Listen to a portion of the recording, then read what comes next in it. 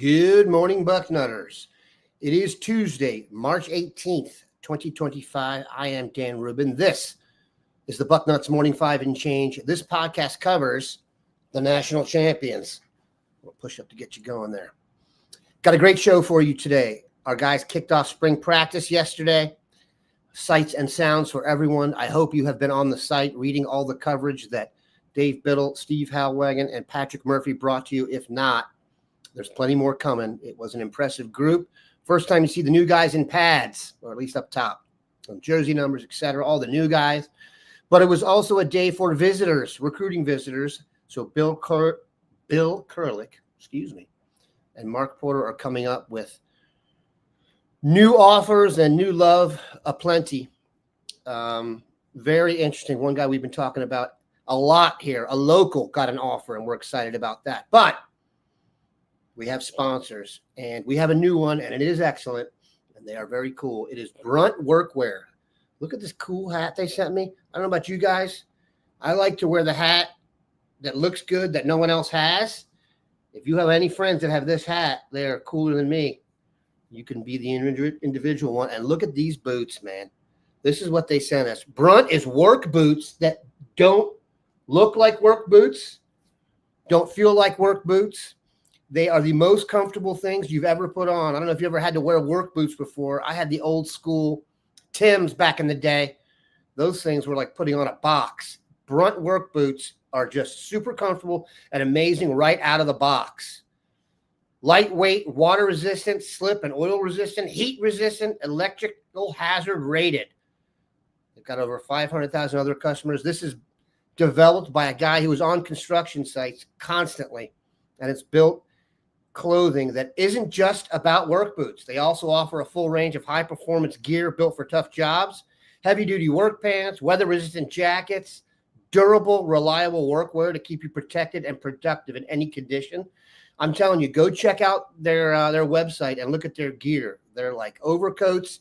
They have a really sweet green zip-up hoodie that is like incredibly weather-resistant and light. Very impressed.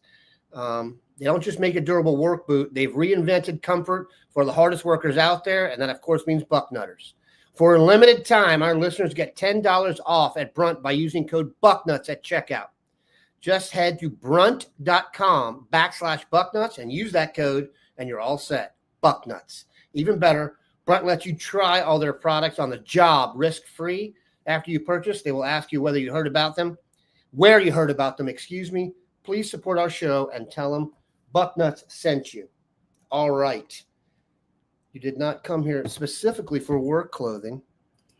You came here for the Dean and the Grand Poobah, Bill Kurlick and Mark Porter. Gentlemen, the team is back. I talked to Dave about this yesterday. It felt early. We played until it felt like 2 or 3 weeks ago. It ended quite well. I don't know if you guys remember what happened. Let me just show you there. It went well, and now they're back at it. So very interesting day at the shoe yesterday. Practice started, but we were going to focus on the crootin. Practice means the beginning of visitors. So Bill is going to take us through here, a trip through the guys who got an offer yesterday. Some names you know, some names you do not know. But very, very impressive. And Bill, let's start with the name that is going to lend itself to headlines forever and ever. Por favor here? No. Favor Akey is here. The Delaware Hayes running back that we've looked at. And Mika, your timing is right there. We are together here again. Bill, we discussed Favor Akey. He now has an offer. Take it away. Yeah, it was certainly not a shock. I mean, we've talked a number of times about Favor Akey, many times on this show. And as I said in the article, going into this recruiting cycle, he was a little bit of an unknown. He had played at Westerville Central to begin his high school career, but he's been at Delaware Hayes now for a while and had a great season, junior season. Even though he missed a little time with an injury, he still had, I think, over 1,600 yards. And he has quite a nice scholarship offer list, and now you can add Ohio State to that offer list. And the interesting thing to me is that he, and I think it's a good thing for Ohio State, switched his official visit schedule around because of Ohio State. He was going to visit USC. He had that scheduled for the weekend of June 6th, but yesterday Ohio State told him the best time to visit us would be the weekend of June 6th, they told Fever. And he told me he has now Ohio State June 6th, and he will work out another date for his visit to USC. He is still going to visit them. His big three, as he put it right now, Miami, who he visits May 30th, Ohio State June 6th, and USC, who he is rescheduling for a different date. So those are his big three right now. Be kind of hard to bet against the Buckeyes when he switches his visits. I want to talk about this real quick. His quotes are better than usual. There's sometimes a guy gets an offer and you're like, kind of reticent about the Buckeyes. This one was, they offered me on the 6th. I was already going to USC. I bagged that. I'm going here. It's a dream come true. So let's put this in context here as we go. He really seems interested.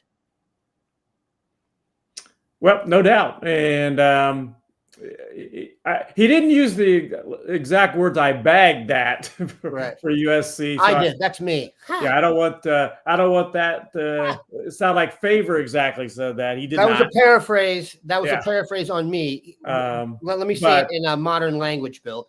He was scheduled to visit on June the 6th, and when he got the offer from Ohio State, he decided, I'm not going to take that offer to USC. I'd rather take a visit to Ohio State on that date. Yeah, I will say, too, that he did say that it is his plan, as things stand right now, to take those 3 visits before he makes a decision. But, again, you never know. We're a long ways till June 6th. A lot can happen between now and then, and a lot can happen when he makes his visit to Ohio State. So it'd be interesting to see if USC tries to get him in before.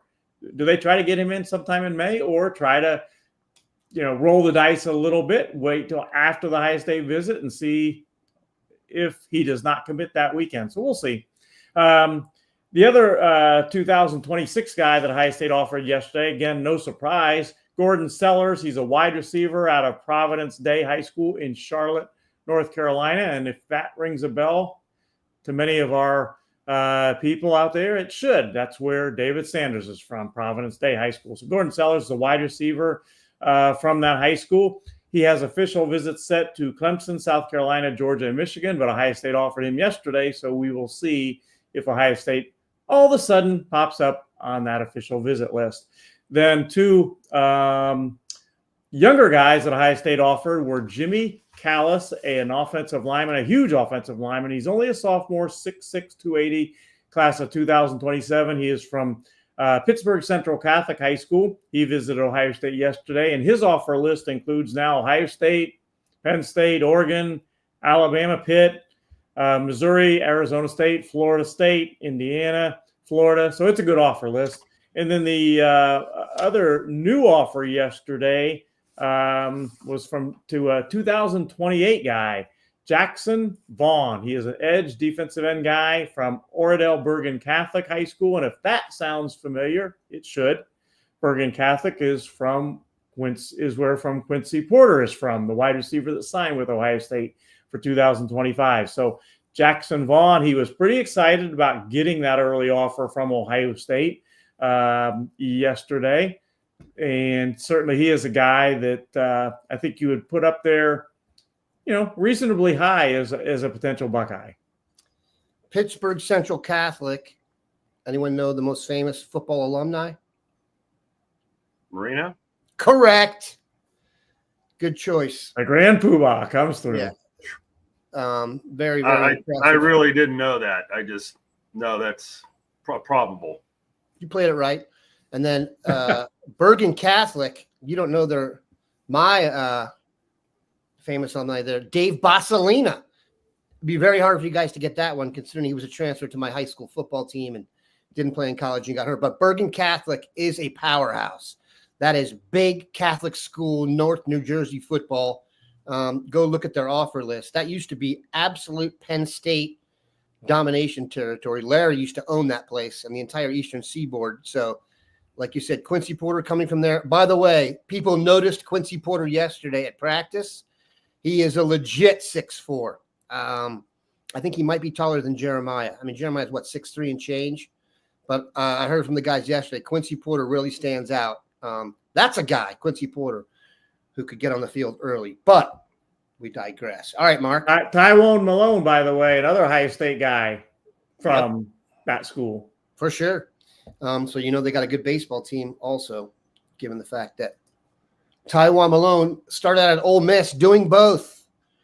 Wouldn't want to face that guy in the cleanup spot. All right, Mark. Favor Akey. Let's get local here. We looked at some running backs last week. I'm not sure he's on the level of your Savion Hyder types, but he is. Where do you put him in Ohio? Well, he was my top guy in Ohio. I actually liked him over Sean Alston, who went to USC.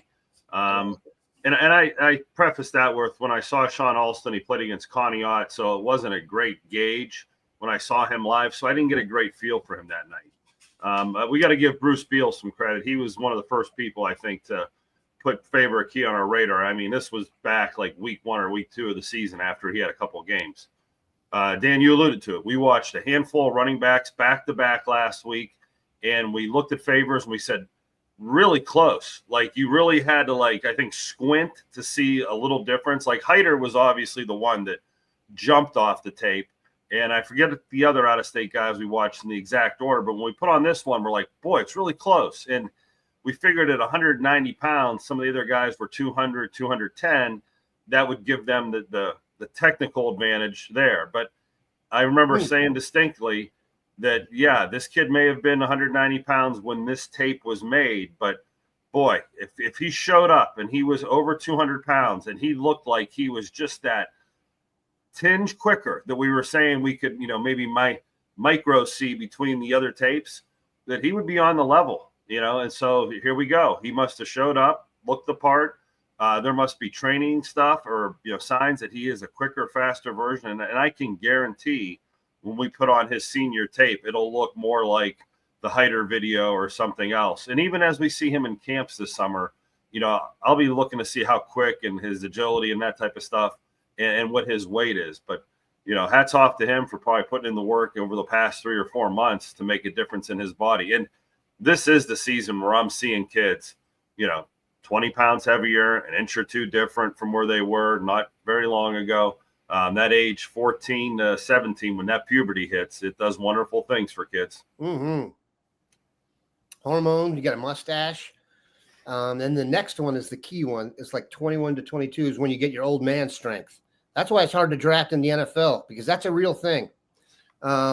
Very hard to quantify. All right, Bill, let's put the Favor Akey offer into context with the other running backs.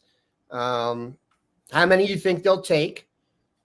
How this alters the board, and do you think this alters anyone's preference? Now, we are no longer in the era, Bill, where we would literally stop looking at other big-time running backs because no one wanted to be the second running back in any class. Well, that day is done.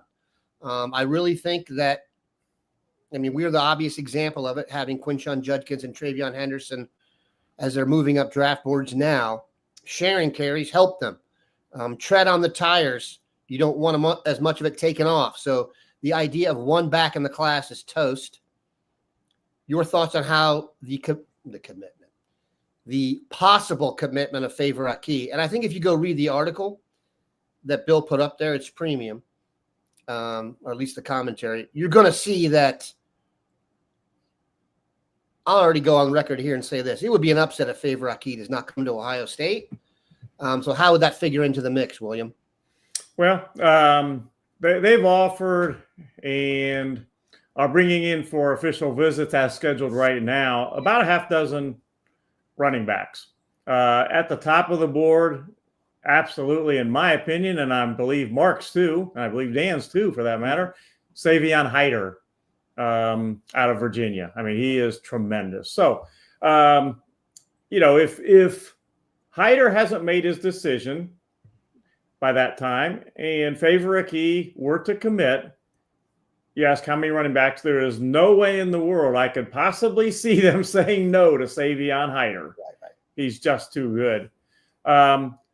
Sam Williams-Dixon came back to Ohio State after being in the transfer portal.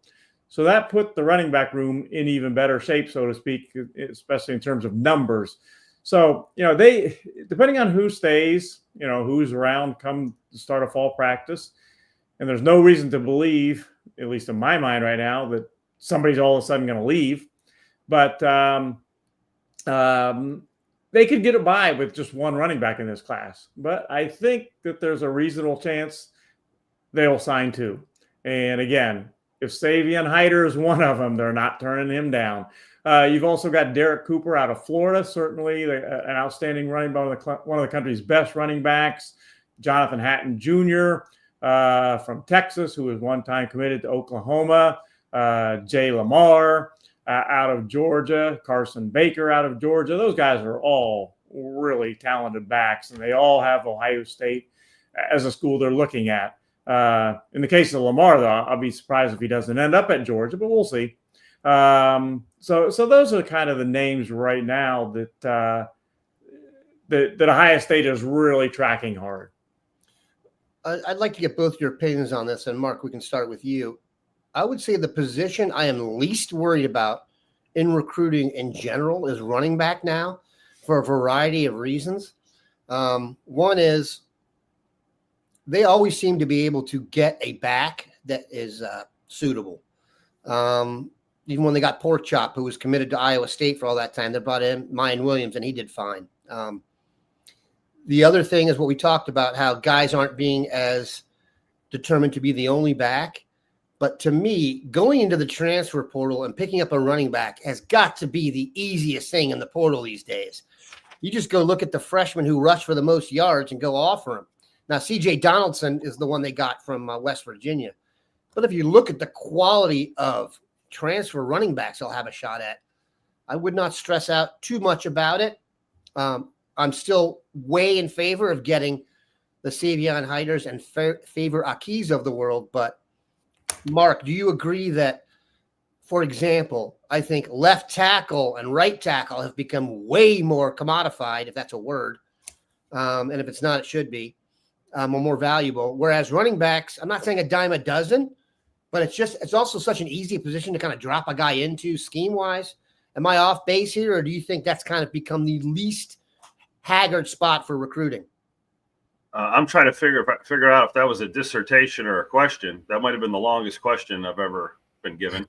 I have control over whether you're on the show or not. Yeah, I'm going to get deleted, but I'm trying to inject some humor. Just wanted to, lighten the mood there. But I could, as you talked, I couldn't agree. I was getting mad because I'm like, he's literally giving all the points I'm about to make. You're right. Running back's been devalued because completely. There's a thunder and lightning feel to that position. It takes a bunch of diverse characteristics to play that position. When it comes to pass protection, in the NFL, only the fastest backs on earth can get out to the flats and get wide enough, fast enough to make that play a threat. These big guys like Derrick Henry, you don't see him out getting swing passes. It's just not something he can do, but he's one of the best running backs in the NFL. So you can see a guy just be unbelievably good in some characteristics, but not fit the entire mold that the running back position needs throughout a game. Motioning out, jet sweeps, power runs, putting your head down and grinding. So it's nice, and like you said, wear and tear, to not put all that tread on tires. I will say there are certain humans that walk on this earth that are the every down guys, and there's like 5 of them in the NFL. Saquon Barkley, Jahmyr Gibbs is like that, but they're still trying to keep the tread on his tires by dividing up his thing. Where the Marshall Falks of the world, and even as great as Ohio State, maybe having 2 first-round running backs or second-round running backs in the same backfield last year, that's the model that the NFL has gone to, and it's the model that you're going to see college football. And it also keeps the running back room a little happier. You're sharing a little more of that pie with those guys. No doubt that if I was building a team, it would be left tackle, defensive end, something like that.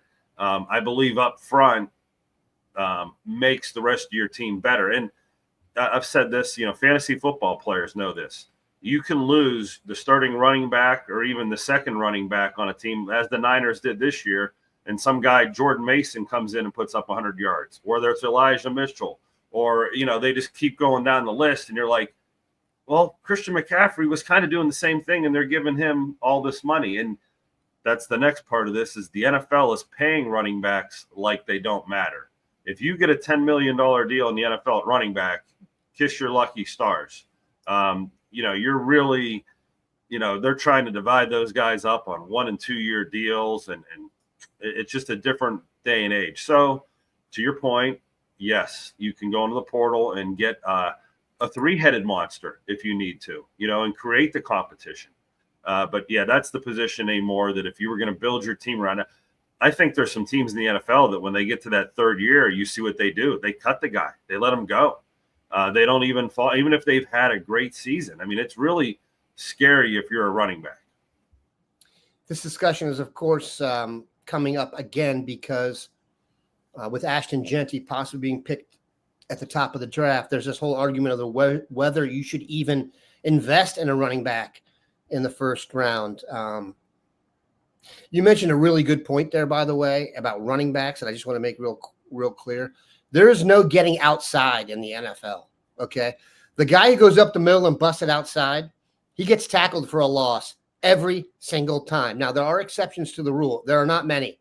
It's literally the fastest guys on earth, yeah. You really have to be special. They're schemed up, and their outside linebackers all run about a 4.4.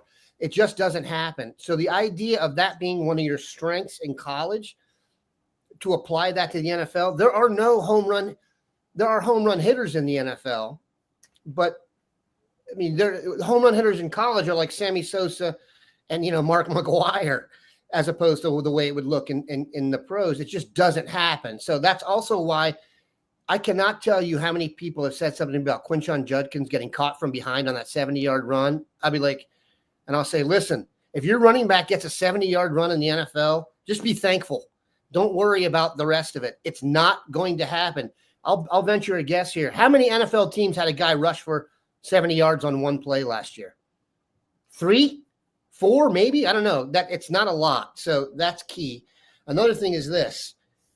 When it comes to the draft, for example, I can tell you the Cowboys right now are considering the back out of Central Florida and then Dylan Sampson out of Tennessee. Same exact size, except the R.J. Harvey, the kid, is always trying to go outside. All his touchdowns are outside, and Sampson's are north and south. Sampson will get picked before him for that reason, because it's not college. Bill, do you think this has affected the NIL game? So my question is this. As the position has been devalued in the NFL, is that happening, do you think, in the NIL game with running backs? And will that affect a guy like Savion Hyder, or are we talking about there's a group at the top, the 5 stars, and as you say, the 5 stars? I think it depends on the player and the school. Schools, they decide on their own how they're going to divide up that money. And, somebody like Ohio State might value the running back position differently than another school. Michigan, for instance, is going to value the running back position pretty highly. And then it goes by the player. I mean, Hyder, he's that good that he's going to command a really good offer. And while I want to throw a little tidbit out there too from practice yesterday, the practices aren't open for the most part ever to the media during the entire practice. But there are some people, of course, that see practice, the entire practice. And a name that came up to me yesterday more than once from more than one person that was at that entire practice yesterday was, guess, Bo Jackson. That name came up a few times to me yesterday from people that saw that entire practice that were impressed with Bo Jackson. He, of course, was very, very impressive before he got hurt during his senior year. In fact, I was at one of his last games where he rushed for, I think, about 1,000 yards in one game. He was that good. And again, I joke a little bit on that, but he had a super, super game. And that's a name to keep in mind. Again, that was brought up to me a couple times as a first practice looking pretty darn good. Dave Biddle has already lamented the fact that they did not give Bo the number 34. And my response was, listen, his parents put enough pressure on the guy. I think his name is Lamar Bo Jackson. Good Lord. They were prepared for either position. Seriously, cut the kid some slack. What are you going to give him, the number 23? I mean, come on. By the way, don't give your kid 23. That's blasphemy in our house. Speaking of which, I want to mention a number. I saw Devin Sanchez is wearing number 4 right now. And if he was already not our favorite new Buckeye in this household, both my sons wear the 4 necklace. Both have worn 4 their whole lives. My younger son's going to play college ball when my eldest did. And one of the things in recruiting was if he doesn't have 4, he ain't coming. Slight exaggeration, but not really. People get very superstitious about their number. They also get superstitious about this sponsor, and that is smelling good. And let me tell you something. You get these guys out at practice. You guys ever seen what Dave Biddle and Steve Hellwagon look like? They're hefty fellas. They need to smell good, and it ain't easy. That's why they use Mando. Okay? Got to give up your other deodorant, and Mando is where you want to be. Whole body deodorant. You're skimping on just doing the pits. This is safe to use anywhere in your body. You know the crevices, you know the folds, you know the nooks, and you know the crannies. Created by a doctor who saw firsthand how normal BO was being misdiagnosed and mistreated. Clinically proven to block odor all day and control odor for up to 72 hours. And it comes in a lot of different forms. And we are going to help you out with Mando's starter pack. It is perfect for new customers. You get a solid stick deodorant, cream tube deodorant, 2 free products of your choice, like a mini body wash or deodorant wipes, and free shipping. And as a special offer for listeners, new customers get $5 off a starter pack with our exclusive code. That equates to over $40 off your starter pack. Shocker, the code is Bucknuts at shopmando.com. Please support our show and tell them we sent you. Okay. Hey, Dan. Hey, Bill. Before we go on to the next topic, a slight digression from a previous topic I think should be mentioned. We talked about Favor Akey switching his official visit from USC. Well, he wasn't the only one. This young man hasn't maybe drawn quite the attention of some other guys, but he is really good. And that's wide receiver, athlete, defensive back Jalen Lott out of Frisco, Texas, from Panther Creek High School. He and his teammate, Donovan Webb, who already had an official visit scheduled to Ohio State. They visited Ohio State yesterday. And how would you like to have 2 teammates that good that they've got all the offers, including Ohio State? But anyway, Jalen Lott was going to visit USC the weekend of June 6th, and he now is going to visit Ohio State that weekend. So USC yesterday had 2 guys that were going to visit them that June 6th weekend, instead switched to Ohio State. Now, I'm not saying that Jalen Lott is like Favor Akey and that, well, Ohio State's now a big favorite. Not saying that at all, because I think Texas and Oregon are probably the 2 favorites right now for Jalen Lott. But it's interesting that Jalen Lott's plan now is to visit Ohio State June 6th rather than USC after visiting the Buckeyes yesterday. Boy, they are really going after some talented teammates. You mentioned Panther Creek. We already know about the wide receivers at Mater Dei. For those of you that did not see Mark's Caden Dixon Wyatt commitment evaluation over the weekend, the idea that Mater Dei has Chris Henry, Dixon Wyatt, and then a tight end who's already been offered by the entire country, it's hard to get your mind around that. They're literally going to be better at Mater Dei and the skill positions than every other team in the state of California, Bill, including the colleges. So that is unreal. I hear that Devin Sanchez could change numbers if Sonny gets the block O. We could discuss who we think is going to get the block O. I think Sonny has got to be the number 1 candidate. So he'll lose 6. Devin could get 6. Personally, for me and the Rubens, I'd like him to keep 4, but I don't think that's going to happen. Whoever gets 4, always a little bit of our favorite. All right, let's get into some questions here. We've got a bunch of good ones. If you have any questions for these guys, you need to bring the noise. Landry Breed, daily check-in. He's visiting. Any developments? Mark, you want to take that one? Yeah, Landry Breed is the guy that we started talking about when, originally there were the big 4 offensive linemen in this class, and we said, you know what, you better add number 5. And Cognigan, who's going to Miami of Florida, we kind of added him. There was a big 6, so he's one of the guys. And then we lost Conroy to IMG, so it went back to a big 5. Long story short, he's one of the guys we're looking at now. He's an inside guy. He probably could be a guard or center, so he'd be a complementary piece to these tackles. It looks like if we had our pick in Ohio, you might be able to get a tackle and a center and a guard out of it with Maxwell Riley and maybe Sam Greer. So it's interesting to see if he does pick up the offer. I think when we watched his film, we said probably going to have to go to camp, but just like Favorite Key, you show up down to campus and your body looks right and it's changed over since the last time he's seen you. It could happen. So yeah, keep an eye on that offer. Mika asked the next question. I'll let you take it, and then Bill, if you have anything to add. Thoughts on Terrell O'Neill, defensive lineman from Benedictine High School in Cleveland?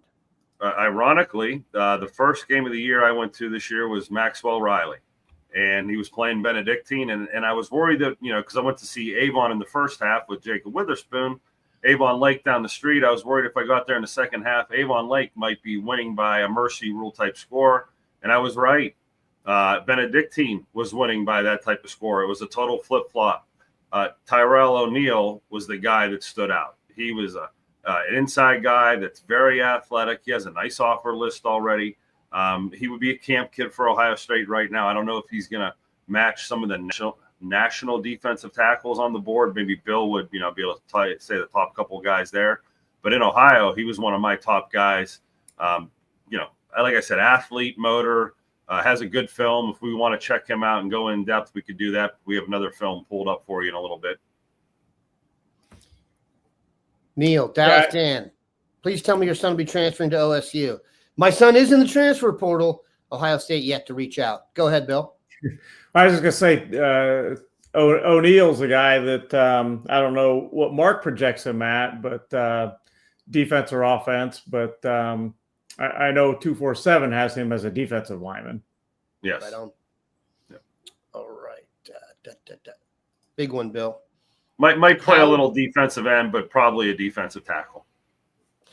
So we've talked a lot about the class of 2026 on the offensive line. A lot. And if I had to guess, and this is a guess, this is just Dan spitballing here, I would say that right now I would think it'll be Sam Greer and Max Riley to kind of build the left side around going forward. That said, there's a lot of other names in there, but Sam Greer, as these guys have grown up, and we've been following this class really since they were freshmen, Mark and Bill, Greer still to me looks like the guy I used to see in the locker room after NFL games. He just has that look to him. Obviously, he's got to add about another third of a human up top in weight and stuff that they do, but he's a big guy. He's a big visit, big target. So, Bill, the latest on Sam Greer, how'd the visit go? Am I right that he's trending towards that spot? Well, the visit went extremely well. In fact, he told me last night that he had a great time at Ohio State. He was really impressed with how the competition is at Ohio State. Best on best. It's the best players in the country against the best players in the country when you're at Ohio State. He spent time with Ryan Day. He spent time with Tyler Bowen. And, I continue to like the way that one's headed. I am a big Sam Greer guy. I think potentially, gosh, you see him play basketball and see his feet, see his size. I really like him a lot. Is he a finished product right now? No, but I think he's got a chance to be a great one at the college level and at the NFL level too, for that matter. Mark, want to add on to that? To add on just a little more to that. I think Hoban's been eliminated. They won the state championship in hoops when he's a freshman. He's also not, if you watch him play, he's an athlete. He has instincts. He has a hand-eye coordination. He has vision. He's not just some goon, they put out there to block shots and set screens and foul. He's a basketball player, so he's an athlete, which means he's got those feet. And that body feet combo, Mark, literally, they made a movie about it. It was called The Blind Side. Very apt. I said he had the 747 body where they have that wingspan when they put their arms out. It's like, how do you get around this guy? I think I made a little like ripple in the water when I said Adam Guthrie was the other top tackle, and after watching both of them, like when I grade people, they both got A's for me. I have A, B, and C, and I kind of bail out like, hey, they're both A's. But on some level, people are like, pick between them. Give me an answer. Which one is better? And you kind of, and I know I did this with CJ Santa and Sincere Johnson. I know we're going to check them out, where you sit there and look at them and you watch both films. You go back and forth, and you're like, boy, if my house was on fire and I needed the answer to get out of it alive, I don't think I could give the right answer because it goes back and forth. Well, when I said Guthrie, I'd take him over Sam Greer. It was after seeing Guthrie's basketball film and saying, you know what? He's pretty good out there too. And what I think it came down to is I think Sam Greer had an injury with his back, and I think it held back his development a tad, where he's just not as strong yet. I mean, as a sophomore, we're getting so picky, but it was like staring at the most beautiful brunette and staring at the most beautiful blonde and saying, you can only get one of them and the other one's going to be murder. And you're just like, I can't pick.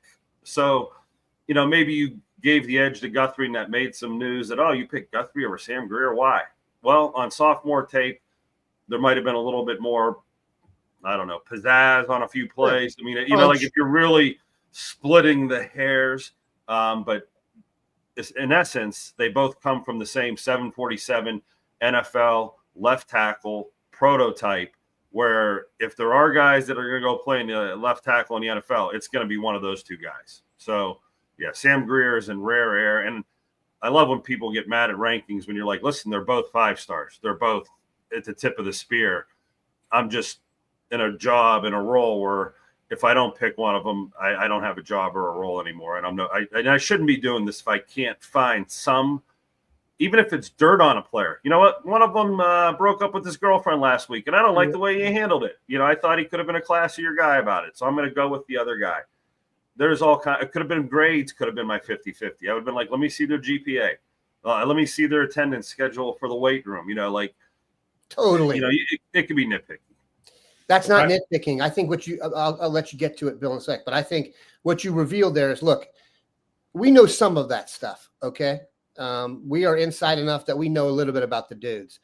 But like Mark said, if it comes down to a coin toss and on the field stuff and things we can see are even, it's going to end up being decided by the other stuff. Is he coachable? Is he a drinker that gets another guy to go with him? Those kind of things, man. I'm not kidding. Yeah, those end up being the decision maker. Go ahead. If I was an NFL GM and I said, here's Adam Guthrie and here's Sam Greer, I like Sam Greer this much better, but hey, there's a medical issue with Sam Greer. What do you think the owner is going to tell me to do? Take the one without the medical issue. Okay, hold on a sec. You're going to get the medical issue here. Your retired FBI agent who works for the team and has done the once over on every guy, which I'm not kidding, happens to every single one. You get that as well. Trust me. There is no stone unturned by the NFL and the NBA. I spent a year in an NBA front office long time ago, and the stuff I read was unreal. It was unreal. And I would reserve the right, like the NFL will, that in a couple of years, you're going to reevaluate this and say, okay, now there's a new number one and it's more clear or less clear and things have developed. And you know what? Just like I said about Akey, Sam Greer can be in that weight room and he may show up next year, with the extra punch and the extra that we know, like Bill alluded to, we know it's coming. It's just, as a puppy dog coming out of the womb, it's not there yet. He's got the big paws. Let that sucker fill out, and you'll see. And like you said, at 20 to 21, they get that old man strength. A little bit. Yeah, those 6'7" guys, when they finally you see them in the NFL with the big beards, and they look like they just came out of the Nanook of the North or something. Like that's the look these guys are having, and they're baby faces right now. They're absolute children at this size. So, I mean, their best days are by far ahead of them. Bill? With Greer, a couple things. When he was a sophomore, late in the season, I went up to see Akron Hovind play, and I believe that they were playing Lakewood St. Edward. What a game. Unfortunately, Sam was coming back still from his injury and didn't play that night. But there were still, with Hovind and Lakewood St. Edwards, a whole lot of guys to watch that night. Then late in the season, this past season, his junior season, fairly late, I went up and saw Hovind against Cleveland St. Ignatius, and this time Sam, was healthy and played, and I was really impressed. I thought he had just a great game, and I came away thinking, he's going to be as good as it gets as far as offensive tackles in Ohio, and that's what I was extremely impressed with him. And as far as his official visits, he's not at this point releasing any official visits, but he did tell me last night he is going to make an official visit to Ohio State, and no surprise there, because I think, as I've said for some time, I feel like that one's kind of trending the Buckeyes' way, but he is planning to take those visits, and one of them will be to Ohio State. And then the last thing, you mentioned the FBI, Dan. Got to tell you a little quick story. Not many kids, when they're kids, have a friend that their dad is in the FBI. Well, I did. And interestingly enough, when he went to work every morning, he was not even allowed to tell his wife or his kids where he was going or what he was doing. How would you like to have that? Your dad can't tell you anything, even can't tell his wife what they're doing, where they're going, anything about their job each day. I always thought that was interesting. And as an FBI guy, he had the best headlock you could ever imagine. He used to put us in headlocks, and we would say, no, stop. Bill, did you ever get interviewed by the FBI about him? No. So our next door neighbor doesn't live there anymore, and we didn't even know the guy. He had some job where they came and interviewed everybody in the neighborhood about him, and it's some government job. So there are people from Wright Pat Air Force Base who live in my neighborhood who are like mild-mannered fellas that can't tell their wives what they do.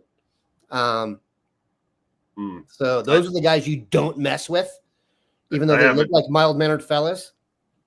I guess I get my FBI digression also. In college, we had a roommate that was going to go on to work in the FBI, did the criminal justice major, and they came to do a background check on him. Yeah. And they showed up at our apartment after what was like an Animal House-like party the night before. And they walked into that type of a scene and was like, the FBI was like, we want to talk to this person, and this person. And they went up and down us. Has he ever shown temper problems? Has he ever done this? Has he ever done? I mean, talk about the morning after a party, getting a third degree like that. It was certainly an intense scene where, and we all lied. We all told him that he was a great guy. Yeah. And that man was. Yeah, but off the record. But he was a good guy and a good friend. But it was certainly an eye opener, going into the real world.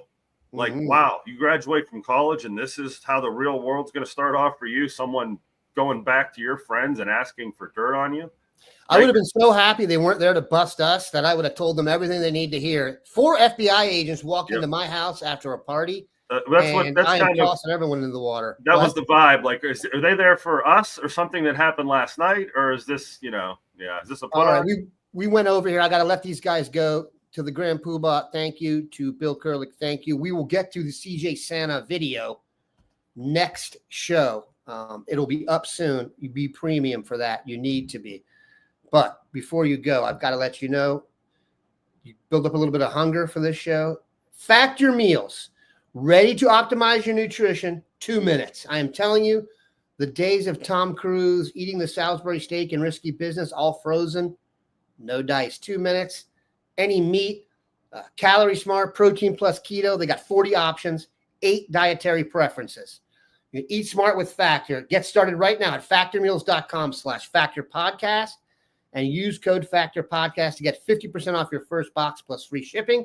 That's code factorpodcast at factormeals.com/factorpodcast to get 50% off plus free shipping on your first box. If you are still here, you are one heck of a Bucknutter. need to have a great day. Have a good one.